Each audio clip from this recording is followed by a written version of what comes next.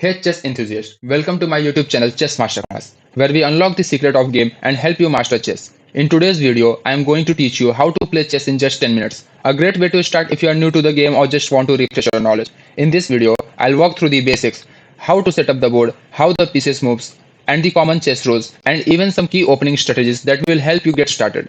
So let's dive in and get you playing chess right away. Let's remove the pieces and get familiar with the chessboard. A chessboard consists of 64 square, 8 rows and 8 columns, alternating between light square and dark square. The board is set up so that each player's rightmost square in the row closest to them is light square. Here's how the pieces are arranged. At the beginning of the game, pawns. Place all 8 pawns in the second row for white and 7th row for black. So we'll put the pawn of black in the 7th row 1, 2, 3, 4, 5, 6, 7 and 8. Now we'll put the white pawn on the second row 1, 2, 3, 4, 5, 6, 7 and 8. Now coming to the rooks go in the corners of the board A1 and H1 for white and A8 and H8 for black. Don't be surprised, A1 and H1, A8 and H8 are the chess notations. I will explain this in our next video. So coming to the rooks, we'll place our rooks in the corners. So first we put the black rook in the black's corner. Here we put the black's rook. Now we'll put the white's rook here and here. Now coming to the knights, place the knights next to the rooks. They go on b1 and g1 for white and b8 and g8 for black. So we'll put the knights. White knight will be on b1 and g1 and black knights will be on g8 and b8. Now coming to the bishop go next to the knight on c1 and f1 for white and c8 and f8 for black. So we'll put the bishops here, here and for white here and here. Now the queen are placed on these squares that match their color. So the white queen goes on d1 and black queen goes on d8. Here and here. Queens are the most powerful piece in the chess. Now king. Finally the kings are placed on the remaining square e1 for white and e8 for black. So we'll put here white king and now we'll put here the black's king. This is the setup. Each player has one of each piece with 16 pieces total. Now that we know where everything goes, let's go over how each piece moves. Coming to the next part, we'll see that how chess pieces moves. So we'll take the simplest one, rooks. Rooks move in a straight line horizontally or vertically across any number of square. They can control both ranks and files. So first we take one rook in the middle of the chessboard and see where it can go. This rook can go right side horizontally and left side horizontally to the end of the files and downwards vertically and upward vertically. The colored squares shows that rook can go in that directions. After rook, coming to the next piece, which are knights. Knights are unique. They move in L shape. Two squares in one direction, then one square perpendicular. Knight can jump over other pieces. They are the only piece that jump over others. So we'll take here one knight and see how it goes. Here the knight can jump over here, here, here, here, here, here, here and here. Here the dark square which I have colored in red, the knight can jump over there. The knight will go two square in the right side and then it make one L here and here. Again here the knight go downwards and make one L here and here. Again the knight go in the left direction and it will make an L here and here. Again the knight will go upward and make an L here and here. After knights, coming to the bishops. Bishops move diagonally across any number of square, but they stay on the same color square they started on. So as you have seen earlier, there are two bishops, one light square bishop and one dark square bishop. So the dark square bishop will move only on dark squares here, here, here and here.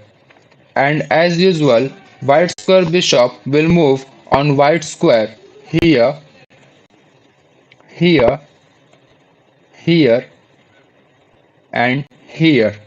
The most interesting thing in chessboard is if your pieces are in the middle, they will cover maximum number of squares which will be advantage to you. After bishop, coming to the queens. The queen is a most powerful piece. She combines the move of rook as well as the bishop. This means the queen can move vertically, horizontally and diagonally across any number of squares. So let me show you how queen moves.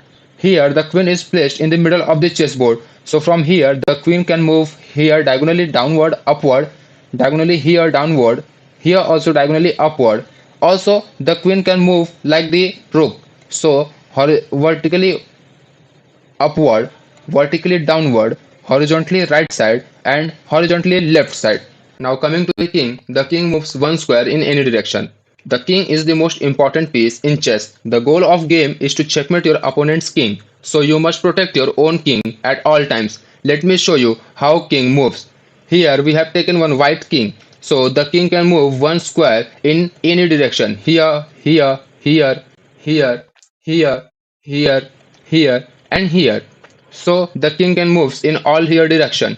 After king, I'll show you how pawns move. Pawns move forward one square but can capture diagonally. On their first move, they can either move one square or two square. A key rule with pawn is promotion. When a pawn reaches to the opposite end of the board, so it can be promoted to any piece like bishop, knight, rook and queen except a king. So coming to our chessboard, let's see how pawn captures. Here white to e4, black e5, now white to f4. So here black can capture here to the white. This is how the pawn captures diagonally. Now that we know how the pieces move, let's quickly go over some important chess rules. First one is check. When your king is under threat of being captured, it's called a check. You must move your king out of check, block the attack or capture the attacking piece in the next turn. Let me show you that how you can prevent your king from the check. Here white will play e4, e5, bishop to c4, pawn to f6. Now white's queen can give check to the king. Here black's king is in check. Here black king can prevent his check by playing pawn to g6 or also he can move his king to e7 here. This is how you can prevent your king from check. Even if it is possible, you can also capture the attacking piece that is queen. After check, the second rule is checkmate. When the king is in check and there is no legal move to escape, that's checkmate. You win the game. Here with white, let me show you that how you can checkmate your opponent. Here white's play his first move e4, e5, bishop to c4, pawn to d6, queen to h5. Here blacks attack the queen by playing knight to f6. Now here white can check the black's king by playing queen to f7. But here there is no legal move for black to play. Like here black cannot capture the queen. Also there are no any piece which can come in the middle of the check. That's checkmate. After checkmate, the third rule is stalemate. A stalemate is a situation where the player whose turn it is has no legal moves but the king is not in check. This results in a draw. Let me show you. Here in the given position, white's plays king to h7. Now it's black's turn and black's plays to queen f7. Here the white's king is in check, so white plays king to h8. Here queen plays g6. Now white's king is not in check and also it has no legal moves to play. That's draw. This is called stalemate. After stalemate, the next rule is castling. Castling is a special move involving the king and a rook. The king moves to a square towards the rook and the rook moves to the other side of the king. This move can be made if neither the king nor the rook has been moved before and there are no pieces between them. Here let me show you that how you can do castling. Here white plays his first move e4, black e5, knight to f3, knight to c6, bishop to c4, knight to f6. Now it's white's turn and there is no pieces between king and rook. So here white plays his next move and he castled his king. That means he moves his king two squares towards the rook and the rook moves to the other side of the king. This is called castling. After the castling, the most important rule is unpasa. This is a special pawn capture. If a pawn moves 2 square forward from its starting position and lands beside an opponent's pawn, that opponent can capture it as though it only moved 1 square forward. This move must be done immediately after the 2 squares move. Now let me show you here how you can do unpassa. White plays e4, e6, e5, f5.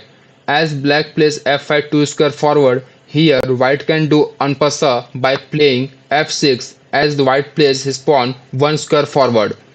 This move must be done immediately after 2 square move. If you play some other move like s3, s6 and then you will try to do unpassa, it is not possible to do unpassan. So this move must be done immediately after 2 square move. This is called unpassa. After unpassa, I'll show you pawn promotion. As mentioned earlier, when a pawn reaches to the last rank, the opponent's back row, it gets promoted to a queen, rook, bishop or knight. Now let me show you here how a pawn promotion is done. Here white plays d7, d8, d8 queen. Here a pawn is promoted to queen. Also you can promote this pawn to knight, rook and bishop. This is called pawn promotion.